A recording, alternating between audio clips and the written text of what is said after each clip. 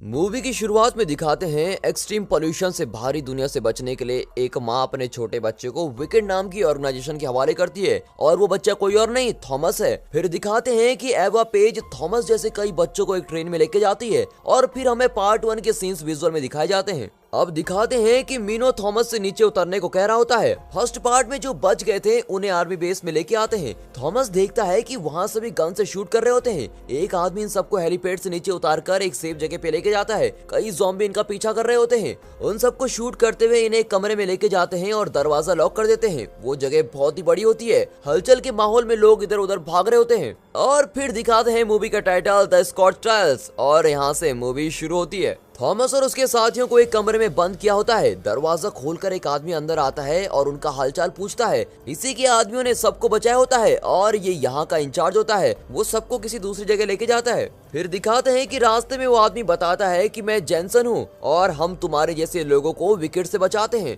Thomas पूछता है कि क्या हम घर जा रहे हैं। जेनसन जवाब देता है कि बाहर किसी का भी घर नहीं बचा, पूरी धरती शमशान घाट बन गई है और सारे लोग ज़ॉम्बी बन गए हैं। फिर वो उन्हें फ्रेश होने को कहता है। उनके फ्रेश होते ही उन पर कोई टेस्ट किया जाता है, लेकिन टेरेसा को अलग लेके जाकर टेस्ट किया जाता है।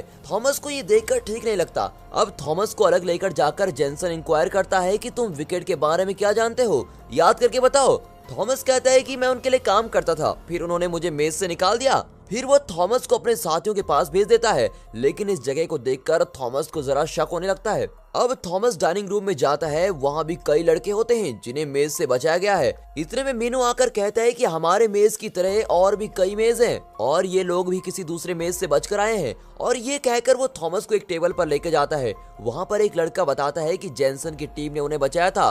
थॉमस पूछता है कि तुम लोग कितने दिन से यहाँ हो। वो कहता है सिर्फ 2 ही दिन हुए हैं, लेकिन वो एक लड़के को दिखाकर कहता है कि वो 1 हफ्ते से यहाँ है। इतने में जेनसन 2 बॉडीगार्ड्स के साथ वहाँ आता है और एक लिस्ट से नाम पढ़ने लगता है। जिनके नाम वो पढ़ता है वे बड़ी खुशी से उनके साथ चले जाते हैं। मीनो पूछता है कि उन्हें कहाँ लेके जा रहे हैं। वो लड़का कहता है कि उन्हें किसी सेफ जगह पे लेके जा रहे हैं। फिर दिखाते हैं कि टेरेसा दूसरी लड़कियों के साथ एक डॉक्टर के पीछे जा रही होती है। अब थॉमस उसे पुकारते हुए उसके पीछे जाता है, पर गार्ड उसे अलाउ नहीं करते। वो टेरेसा को देखने की जिद करता है, पर वे कहते हैं कि अभी कुछ टेस्ट बाकी हैं, सब हो जाने के बाद वो तुमसे मिलने आएगी। थॉमस कुछ नहीं कर पाता और लौट जाता है। फिर दिखाते हैं कि उन्हें कमरा दिया जाता है। इतने दिन ग्लैड के अंदर रहने के बाद वहाँ के बेड को देखकर तो सभी खुश हो जाते हैं और सोचते हैं कि अब सोने में जरा मजा आएगा। पर थॉमस न्यूट से पूछता है कि उन लोगों ने टेरेसा को क्यों नहीं छोड़ा। न्यूट उसे दिलासा देता है और आराम से सोने को कहता है और सभी सो रहे होते हैं, पर उसे नींद नहीं आती। तभी वहाँ के वेंटिलेटर को तोड़कर एक लड़का अंदर आता है और यही लड़का 1 हफ्ते से यहाँ रहता है। वो थॉमस को बुलाता है और दोनों वेंटिलेशन पाइप के अंदर जाते हैं। फिर वो एक जगह रुककर थॉमस को दिखाता है कि नीचे एक डॉक्टर को स्ट्रेचर में एक रूम के अंदर लेकर जाते हैं। इस बारे में थॉमस पूछता है, पर वो लड़का भी नहीं जानता कि रूम में हो क्या रहा है। वो कहता है कि इस कमरे में जाकर कोई बाहर नहीं आता। मुझे लगता है कि यहाँ से कोई बाहर नहीं जा पाया है। थॉमस पूछता है, लेकिन तुम मुझे ये सब क्यों दिखा रहे हो। वो कहता है कि मुझे लगता है तुम सबसे अलग हो और इसीलिए मैं तुम्हें यहाँ लाया हूँ। अब यहाँ रुकना ठीक नहीं, चलो चलते हैं। दोनों लौट रहे होते हैं और तभी थॉमस उसका नाम पूछता है। अपना नाम एरिस बताकर वो चला जाता है। फिर दिखाते हैं कि अगले दिन जेनसन एक लिस्ट लेके आता है और लोगों का नाम पढ़ता है। अब जिन लोगों के नाम वो फिर पढ़ता है उनको दोबारा लेके जाते हैं। थॉमस अपने दोस्तों को कल रात की बात बताता है, पर वे कहते हैं कि आते ही उन बातों पर ध्यान देकर बेवजह टेंशन मत क्रिएट करो, वो सब बाद में देख लेंगे। लेकिन थॉमस चुपचाप जेनसन का पीछा करने लगता है। फिर जाते हुए सभी गार्ड उसे रोकते हैं। थॉमस जानबूझकर गार्ड से लड़ता है और उस पर गिर पड़ता है। तब जेनसन आकर कहता है कि हम सब एक टीम है। थॉमस उसे चिढ़ता है और कहता है, अच्छा जी, तो हम एक ही टीम के हैं। अब जेनसन गुस्से में सबको कमरे में बंद करवा देता है। थॉमस के साथी उसे डांटते हैं कि तुम पागल हो क्या। वो कहता है कि मुझे कुछ गलत लग रहा है, ये सब हमसे झूठ बोल रहे हैं। और फिर वो उस गार्ड का आईडी कार्ड दिखाता है जिससे वो जानबूझकर लड़ गया था। न्यूट कहता है, बड़ी मुश्किल से रहने की जगह बेड और खाना मिल रहा है और तुम हमारी खुशी पे पानी मत फेरो। तभी एरिस वेंटिलेशन को निकालकर अंदर आता है और थॉमस को बुलाता है। थॉमस कहता है, मेरी बात गलत भी हो सकती है, पर मैं देखना चाहता हूँ कि वहाँ हो क्या रहा है। और ऐसा कहकर थॉमस और एरिस चले जाते हैं। फिर दिखाते हैं कि दोनों गार्ड की आईडी लेकर कमरे में जाते हैं। वहाँ टेस्ट ट्यूब में ग्रीवर्स को बना रहे होते हैं। दूसरे कमरे में इंसानों के सर में ट्यूब घुसाकर उन्हें लिटाया होता है और उनके शरीर से ज़ॉम्बी वायरस की दवा निकाल रहे होते हैं। थॉमस का शक अब सच निकल जाता है। फर्स्ट पार्ट से भी ज्यादा खतरनाक एक्सपेरिमेंट यहाँ चल रहा होता है और अचानक वहाँ जेनसन आता है। ये दोनों एक पिलर के पीछे छुपकर उन्हें देखते हैं और जेनसन एवा पेज के साथ वीडियो कॉल करता है।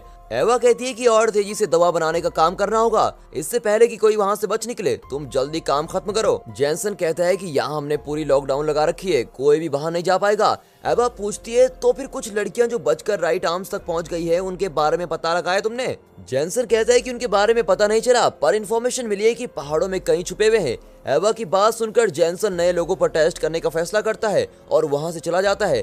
थॉमस चौंक जाता है क्योंकि नए लोग तो वो और उसके साथी ही हैं, इसीलिए वो उन्हें सावधान करने के लिए फटाफट वहां से भागता है। अब थॉमस को दिखाते हैं जो उन्हें बता रहा होता है कि ये भी विकेट की जगह है। विकेट को पता है कि मेज से बचने के बाद हम दोबारा उनके पास नहीं जाएंगे, इसलिए स्कॉट्स के नाम से वे हमें यहाँ पर ले आए हैं। उनका एक्सपेरिमेंट तो अभी भी जारी है, इसलिए जेनसन अब हमें लेने आ रहा है। तभी जेनसन कमरे में आता है लेकिन वे सब वेंटिलेशन के रास्ते से निकल चुके होते हैं। एरिस उन्हें सीधे जाने को कहता है और खुद दूसरे रास्ते से चला जाता है। इतने में कुछ डॉक्टर्स उन्हें देख लेते हैं। अब थॉमस उन्हें धमकाकर टेरेसा के पास जाने को कहता है। इतने में एक गार्ड आता है पर मीनो उसे पीट कर गन छीन लेता है और फिर वे टेरेसा को ढूंढने चले जाते हैं। इतने में जेनसन सारे गार्ड को अलर्ट कर देता है और थॉमस को पकड़ने के लिए टेरेसा के कमरे में जाता है, पर तब तक थॉमस और टेरेसा जा चुके होते हैं। फिर दिखाते हैं कि वे किसी तरह दरवाजे तक पहुंच जाते हैं पर गार्ड की आईडी से दरवाजा नहीं खुलता। इतने में जेनसन गार्ड के साथ आता है और उन्हें दिलासा देने की कोशिश करता है पर थॉमस डटकर पूछता है कि तुम विकेट के लिए काम करते हो ना? जेनसन कहता है कि तुम ये दरवाजा कभी नहीं खोल सकोगे। इतने में दरवाजे के उस तरफ से एरिस उसे खोल देता है और सब बचकर भाग रहे होते हैं। जेनसन दरवाजा बंद करने का ऑर्डर देता है और वे बंद होने लगता है। थॉमस लगातार शूट कर रहा होता है ताकि कोई उनके पीछे ना आए और बुलेट्स के खत्म होते ही वो तेजी से दरवाजे के बीच से होकर दूसरी तरफ चला जाता है। थॉमस और उसके साथी मेन गेट खोलकर बाहर भागते हैं। जेनसन के आदमी उनको पकड़ने के लिए बाहर आते हैं और उससे बचकर ये लोग एक टूटी हुई बिल्डिंग में छुप जाते हैं। एक्चुअली उन्हें खुद पता नहीं होता कि वे वहां से क्यों भागे थे। बिना कुछ सोचे थॉमस के कहने पर वे सब वहां से भाग गए हैं। अब वे थॉमस से पूछते हैं कि उसका क्या प्लान है। थॉमस उन्हें लैब में दिखाई भी सारी बातें बताता है और जेनसन और एवा के बीच हुई बातों के बारे में भी सब बताता है। इंसान के शरीर से ये लोग कोई दवा निकालने की कोशिश कर रहे हैं और शायद हमारे खून में कुछ है जो इन्हें चाहिए, इसलिए हमें यहाँ रखा हुआ है। किसी पहाड़ पर राइट आर्म नाम का कोई ग्रुप है जिसने कुछ लोगों को विकेट से बचाकर सुरक्षित रखा है। इस तरह एक्सप्लेन करके थॉमस उन्हें उस बिल्डिंग से जरूरत की चीजें लेने को कहता है। सब वहाँ ढूंढकर कुछ चीजें इकट्ठा करते हैं। मीनो और थॉमस एक वायर को देखते हैं और पास ही एक आदमी सोफे पर मरा पड़ा होता है। दोनों वायर को फॉलो करते हुए जाते हैं और पावर बॉक्स को स्विच ऑन करते हैं। वहाँ की सारी लाइट्स ऑन हो जाती हैं। इतने में थॉमस के पीछे से उन्हें कोई अटैक करने की कोशिश करता है और कुछ ही देर में कई ज़ॉम्बी उन्हें अटैक करने लगते हैं। दोनों उनसे बचकर भागते हैं। ऊपर सब उनका इंतजार कर रहे होते हैं पर दोनों चिल्लाते हैं कि यहाँ से भागो। ज़ॉम्बी से बचने के लिए वे इधर उधर भागने लगते हैं और बड़ी मुश्किल से वे ज़ॉम्बी से बचकर एक जगह पर पहुंचते हैं। उस जगह पर सिर्फ एक ही दरवाजा होता है और वो भी लॉक किया होता है। कुछ लोग दरवाजा तोड़ने लगते हैं। इतने में टीम का एक आदमी ज़ॉम्बी को शूट करने लगता है लेकिन वो बहुत देर शूट नहीं कर पाता और ज़ॉम्बी बहुत पास आ जाते हैं। इतने में वो दरवाजा भी टूट जाता है और सब वहां से भागकर निकल जाते हैं। पर ज़ॉम्बीज को शूट करते हुए वो आदमी अंदर फंस जाता है। एक तरफ ज़ॉम्बीज उसे खींच रहे होते हैं और दूसरी तरफ उसकी टीम खींच रही होती है। ज़ॉम्बीज उसका पेट चीर रहे होते हैं पर उसकी टीम उसे बचा लेती है। फिर वे सब किसी तरह बचकर एक छोटी सी जगह पर आ पहुंचते हैं। अब दिखाते हैं कि अगली सुबह उठकर वे किसी जगह को दिखाते हैं। वहां कोई बिल्डिंग नहीं होती और वो जगह बिल्कुल रेगिस्तान लगती है।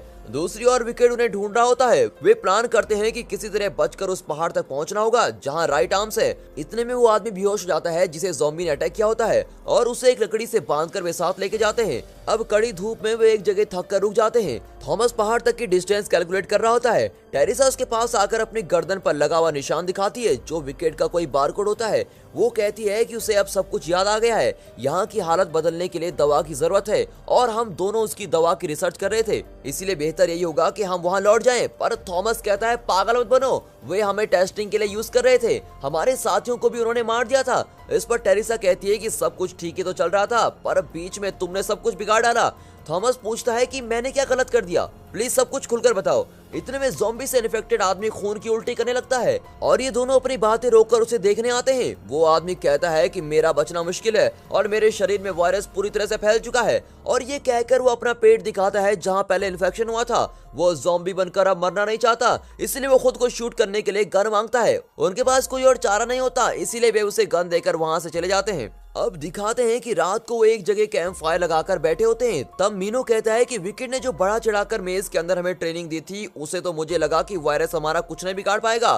तब टेरेसा बताती है कि सभी में वो शक्ति नहीं होती, गिने चुने लोगों में ही ज़ॉम्बी वायरस से लड़ने की इम्यूनिटी होती है। बाकी लोग अगर इन्फेक्ट हो गए तो जरूर ज़ॉम्बी बन जाएंगे। अब अगले दिन वे कड़ी धूप में फिर से चलना शुरू करते हैं। उनके पास पानी भी नहीं होता और थकान के मारे कोई चल भी नहीं पा रहा होता है। रात को वे खुली जगह में सो जाते हैं। अचानक थॉमस उठकर देखता है कि दूर एक लाइट जल रही होती है। वो सोचता है कि वहाँ जरूर कोई होगा। फिर वो सभी को उठाता है और वे उस दिशा में जाने लगते हैं। अचानक क्लाइमेट चेंज होने लगता है। ग्लोबल वार्मिंग की वजह से सब कुछ जल्दी जल्दी चेंज हो रहा होता है।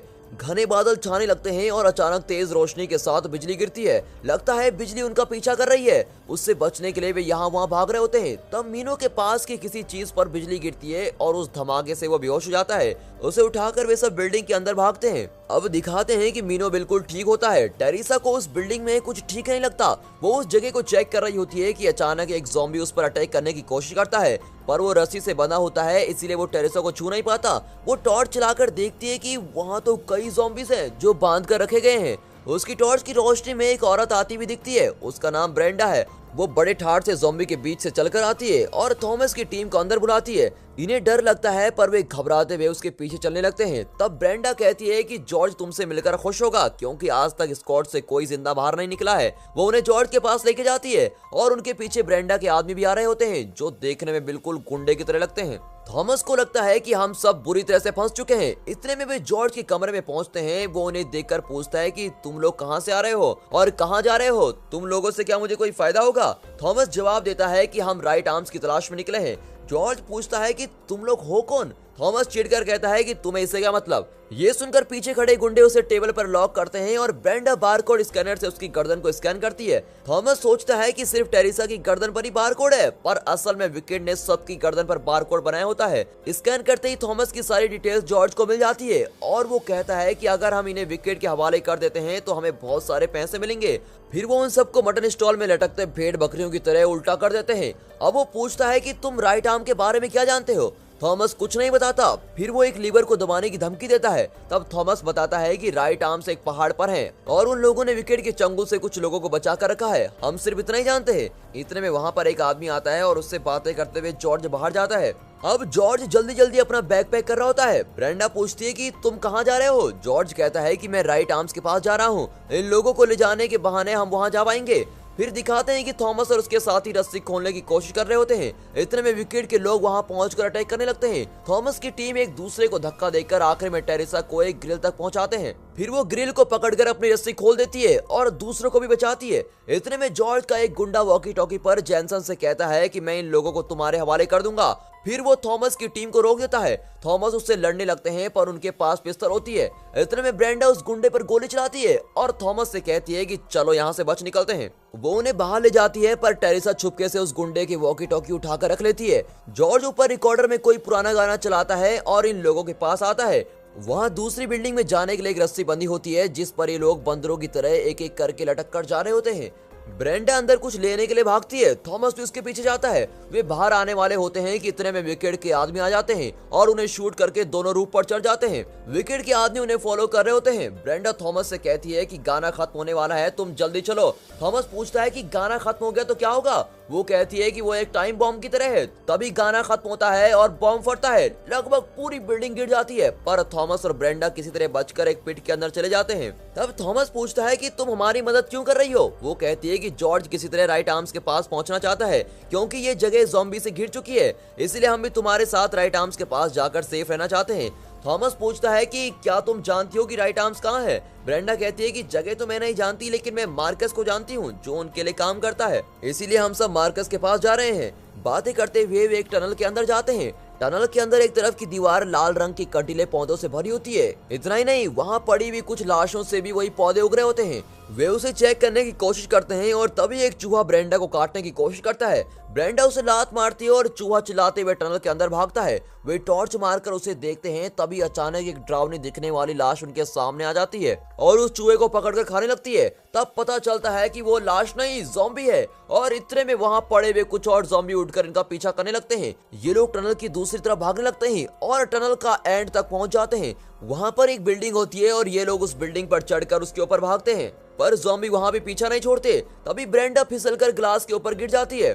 उसके गिरते ही ग्लास क्रैक होने लगता है और थॉमस उसे बचाने के लिए हाथ बढ़ाता है। तभी अचानक एक बेवकूफ ज़ॉम्बी ब्रेंडा को अटैक करने के लिए उस ग्लास पर कूद जाता है और ब्रेंडा को खींचने लगता है।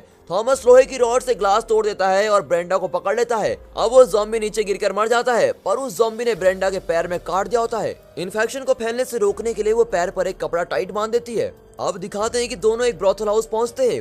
वहाँ कई गरीब और बेघर लोग सड़क पर असुरक्षित जिंदगी जी रहे होते हैं। थॉमस समझ जाता है कि विकेट अपनी दवाइयाँ सिर्फ अमीरों के लिए ही बना रहा है। मिलिट्री भी उन्हीं लोगों की रक्षा कर रही है। वे एक आदमी से मार्कस के बारे में पूछते हैं। वो कहता है कि मार्कस तो मर चुका है। फिर थॉमस अपने साथियों के बारे में पूछता है। वो कहता है कि वे अंदर हैं, पर तुम इसे पीकर ही अंदर जा सकते हो, और ये कहकर वह उन्हें एक बोतल देता है। दोनों उसे पीकर अंदर जाते हैं। वहाँ कई लड़कियां होती है और ये दोनों नशे में धुत इधर उधर चल रहे होते हैं। थॉमस को अब इल्यूजन होने लगता है और उसे उसके मरे हुए साथी दिखाई पड़ते हैं। फिर वो नशे में बेहोश होकर गिर जाता है। फिर दिखाते हैं कि उसके सपने में वो टेरेसा को अकेले में मिलता है और कहता है, मुझसे दूसरों की मौत नहीं देखी जाती, तुम समझने की कोशिश करो कि मैंने ये सब क्यों किया। टेरेसा पूछती है कि ऐसा तुमने क्या किया है। इतने में विकेट की आदमी थॉमस को पकड़कर लेके जाते हैं। फिर दिखाते हैं कि उसकी आंखें खुल जाती हैं और टेरेसा उसके पास ही बैठी होती है। जॉर्ज मार्कस को कुर्सी से बांधकर उसे पीटता है और पूछता है कि राइट आर्म्स कहाँ है। मार्कस को पकड़ने के लिए उन्होंने इतनी मुसीबत झेली थी, पर अब पता चलता है कि मार्कस अब राइट आर्म्स के लिए काम नहीं करता। जॉर्ज विनती करता है कि कम से कम राइट आर्म्स की जगह तो बताई दो। मार्कस मार खाते खाते कहता है कि राइट आर्म्स पहाड़ पर ही हैं और वहां पहुंचने से पहले विकेट के आदमी तुम्हें पकड़ लेंगे। फिर दिखाते हैं कि जॉर्ज सबको लेकर मार्कस की गाड़ी में उस पहाड़ की ओर जा रहा होता है। तब रास्ते में कई गाड़ियां खड़ी होती हैं और वे आगे नहीं जा पाती। सब नीचे उतरकर और कोई रास्ता ढूंढने लगते हैं। तभी स्नाइपर से कोई शूट करने लगता है और सब तुरंत वहां खड़ी कार्स के पीछे छुप जाते हैं। जॉर्ज थॉमस को एक बॉम्ब देता है और उसे ब्लास्ट करवाने की विधि बताता है। तभी अचानक दो लड़कियां आकर उन्हें कैप्चर कर लेती हैं और सभी को हैंड्स अप करके खड़ा कर देती हैं। उनमें से एक लड़की एरिस को देखते ही हंसकर गले लगाती है और कहती है, अरे एरिस तुम यहाँ। ये लड़की एरिस के साथ उस मेज में रहा करती थी और ये वही लड़कियां होती हैं जो पहली बार विकेट के चंगुल से बचकर निकली थी। इन सबको वे अपनी जगह पर लेके जाती हैं। अब राइट आर्म्स की जगह को दिखाते हैं। थॉमस कहता है कि मैंने सोचा था कि राइट आर्म्स के पास एक बड़ी आर्मी होगी, लेकिन यहाँ ऐसी कोई बड़ी बात नजर नहीं आती। उसकी बात सुनकर एक आदमी कहता है, हाँ हमारे पास बड़ी आर्मी थी, लेकिन कई दुर्घटनाओं के कारण आधे से ज्यादा लोग मर गए हैं और ये आदमी ही राइट आर्म का लीडर विंस है। राइट आर्म में जुड़ने से पहले सबको पूरा चेक किया जाता है। विंस उस लड़की से पूछता है कि ये लोग कौन है। वो लड़की कहती है कि इनमें 100% इम्यूनिटी है और ये लोग विकेट के चंगुल से भागकर यहाँ आए हैं। फिर भी वो सबको चेक करने का ऑर्डर देता है। ब्रेंडा के शरीर में वायरस फैल चुका होता है और वो बेहोश होकर गिर जाती है। राइट आर्म के लोग उसे शूट करने वाले होते हैं, पर थॉमस और जॉर्ज उन्हें रोकते हैं। तब वहाँ मैरी नाम की डॉक्टर आकर थॉमस से बात करने लगती है। लगता है वो उसे पहले से जानती है, पर थॉमस को उसके बारे में कुछ याद नहीं होता। थॉमस के शरीर से थोड़ा खून निकालकर उससे ब्रेंडा को बचाने के लिए वो थॉमस को टेंट में लेके जाते हैं। एक्चुअली मैरी भी थॉमस के साथ विकेट में काम करती थी। थॉमस अपने साथियों को एक एक करके मारते हुए नहीं देख सकता था और उसने विकेट की पोल खोलने का फैसला किया। इसलिए विकेट ने उसे भी मेज के अंदर डाल दिया था। पर मेज में जाने से पहले उसने मैरी को कुछ सीक्रेट फाइल्स दिए थे, जिनमें इस वायरस के बारे में पूरी डिटेल्स लिखी हुई थी। ये वायरस इंसान के ब्रेन को अटैक करता है। इस वायरस को खत्म करने के लिए इंसान का ब्रेन नेचुरली एक एंजाइम बनाता है, लेकिन ये एंजाइम कुछ ही लोगों में प्रोड्यूस होता है और उन गिने चुने लोगों को पहचानने के लिए ही विकेट कई लोगों को पकड़कर मेज में डाल रहा था। पर अब प्रॉब्लम ये थी कि ब्रेन से एंजाइम निकालने के लिए या तो उन लोगों को मारना होगा या फिर उन्हें किसी तरह कोमा स्टेज में पहुंचाना होगा। इतना ही नहीं, ब्रेन से निकाले गए एंजाइम से वायरस को मिटाया नहीं जा सकता, बल्कि सिर्फ उसके फैलने की स्पीड को कम किया जा सकता है। विकेट का प्लान ये था कि वे एक पूरी जनरेशन को मिटाकर ये दवाई बनाएगा। थॉमस को इस बात का पता चल चुका था, इसीलिए उसने विकेट को छोड़ने का फैसला किया था। पर इसके बारे में विकेट को पता चल गया था और इसीलिए उसने थॉमस को मेज के अंदर डाल दिया था। अब मैरी थॉमस के खून से एक इंजेक्शन तैयार करती है, जिसे वायरस के फैलने को रोका जा सकता है। फिर वो ब्रेंडा को इंजेक्शन देती है। फिर दिखाते हैं कि टेरेसा अकेली खड़ी कुछ सोच रही होती है। थॉमस उससे बात करने लगता है, लेकिन टेरेसा को उसकी माँ की याद आने लगती है और वो बताती है कि मेरे बचपन में ही माँ इस वायरस से इन्फेक्ट हो गई थी और मैंने डर के मारे उन्हें कमरे में बंद कर दिया था। माँ रोज रात को बहुत चिल्लाती थी। उनकी हालत देखकर मुझे बहुत डर लगता था, पर एक रात उनकी आवाज नहीं आई मैंने कमरे में जाकर देखा तो मेरी माँ ने अपने हाथों से अपनी आंखों को नोच कर निकाल दिया था और खून से लथपथ माँ बिस्तर पर पड़ी हुई थी। तुम प्लीज मेरी बात समझने की कोशिश करो। अगर हम कॉपरेट नहीं करेंगे तो इस वायरस की दवा कभी नहीं बनेगी और मेरी माँ की तरह करोड़ों लोग मर जाएंगे। हम चाहें तो कई लोगों को बचा सकते हैं। इसी मकसद के लिए मैंने ये सब किया। थॉमस पूछता है, पर तुमने ऐसा क्या किया, साफ साफ बताओ। टेरेसा कहती है, जो मेरी माँ के साथ हुआ वो किसी के साथ नहीं होना चाहिए। कम से कम अगली जनरेशन तो पीसफुल रहे, इसलिए मैंने वॉकी टॉकी पर विकेट को हमारे बारे में सारी इन्फॉर्मेशन दे दी है। विकेट के आदमी यहाँ कभी भी पहुंच सकते हैं। थॉमस गुस्से में लाल होकर कहता है, तुम्हारे मकसद के लिए मैं अपने दोस्तों को मौत के मुंह में नहीं उतार सकता। और ये कहकर वो अपने साथियों को बचाने के लिए दौड़ता है। दोस्तों, ऐसी स्थिति में आप क्या करते? टेरेसा की बात मानकर विकेट के साथ कॉपरेट करते या अपने साथियों की जान बचाने के लिए विकेट के खिलाफ लड़ते? अपना point of view comment section में जरूर दें। अब दिखाते हैं कि विकेट की मिलिट्री राइट आर्म्स को अटैक करती है। राइट आर्म्स डिफेंड करने की कोशिश करता है, पर विकेट के आदमी कई ज्यादा होते हैं। एक और विंस अपनी मशीन गन से शूट कर रहा होता है। उसे कवर करते हुए मीनो, न्यूट और राइट आर्म्स की दो लड़कियां स्नाइपर से शूट कर रही होती हैं, पर कोई फायदा नहीं होता क्योंकि विकेट के आदमी एक शॉक बम फेंकते हैं और पूरी जगह हिलने लगती है। इससे पहले कि शॉक खत्म होता हुए राइट आर्म्स को पकड़ लेते हैं और इसी बीच थॉमस, ब्रेंडा और जॉर्ज किसी तरह बच जाते हैं और एक जगह छुपकर बैठे होते हैं। ब्रेंडा और जॉर्ज वहां से बच निकलने की सोचते हैं और वे थॉमस को भी बुलाते हैं, पर वे अपने साथियों को छोड़कर जाने से मना कर देते हैं। फिर वो एक बम को अपने पास छुपाकर विकेट की मिलिट्री के आगे सरेंडर हो जाता है। तब एवा पेज वहां आकर सबको देखती है। तब टेरेसा उसके पास जाकर खड़ी होती है। ये देखकर सबको गुस्सा आता है कि टेरेसा ने विकेट को इन्फॉर्म किया था और हमारे साथ इसने विश्वासघात किया है। पर एवा पेज कहती है कि टेरेसा ने तुम्हारे भले के लिए ये किया है। मैं कोई मॉन्स्टर नहीं हूँ, मैं एक डॉक्टर हूँ और इस वक्त दवा से जरूरी और कोई चीज नहीं है। इसी तरह लेक्चर देकर वो सबको गाड़ी में चढ़ने का ऑर्डर देती है, पर थॉमस हाथ में बॉम्ब लिए डटकर खड़ा रहता है और कहता है कि हम मर जाएंगे पर तुम्हारे साथ नहीं चलेंगे। एवा कहती है, तो क्या तुम खुद अपने साथियों को मारना चाहते हो? इतने में थॉमस के साथ ही उसके पास आकर खड़े हो जाते हैं और कहते हैं, यार तू वो बटन दबा दे, हम सब मरने को बिल्कुल तैयार हैं। थॉमस बटन दबाने जाता है कि ऐन वक्त पर जॉर्ज की एक गाड़ी आकर वहां भगदड़ मचा देती है और इस सिचुएशन का फायदा उठाकर राइट आर्म्स विकेट आर्मी को अटैक करने लगते हैं। इस लड़ाई में मीनो विकेट आर्मी के पास फंस जाता है। थॉमस उसे बचाने की कोशिश में नाकाम हो जाता है। विकेट के आदमी मुट्ठी भर लोगों को लेकर वहां से भाग निकलते हैं। अब अगली सुबह विंस कहता है कि यहाँ जितने भी लोग बचे हैं उन्हें लेकर हम एक आइलैंड में जा रहे हैं, पर थॉमस कहता है कि मैं मीनो को बचाने जा रहा हूँ। सब उसे मना करते हुए कहते हैं कि इससे अच्छा तो तुम सुसाइड ही कर लो। थॉमस मारने वाला तो होता नहीं, वो एवा पेज को जान से मारकर विकेट को मिटा देने की कसम खाता है और अब सब मिलकर कहते हैं कि हम एवा पेज से बदला जरूर लेंगे और विकेट को खत्म करेंगे। हम सब बिल्कुल तैयार हैं, तुम बस हमें अपना प्लान बताओ। अब थॉमस सर उठाकर देखता है और इसी के साथ पार्ट 2 मूवी यहाँ पर खत्म होती है। तो दोस्तों, क्या थॉमस मीनो को बचा पाएगा और क्या उसने एवा पेज को मार डाला? पूरा सच जानने के लिए देखिए पार्ट 3, जिसमें होगा ज़ॉम्बी का धमाकेदार खेल। Don't miss it. और दोस्तों, इस पार्ट 2 के वीडियो को लाइक और चैनल को सब्सक्राइब जरूर कीजिए और हाँ, साथ ही अपने फ्रेंड्स सर्कल में इस वीडियो को शेयर जरूर कीजिए। And finally, thanks for watching.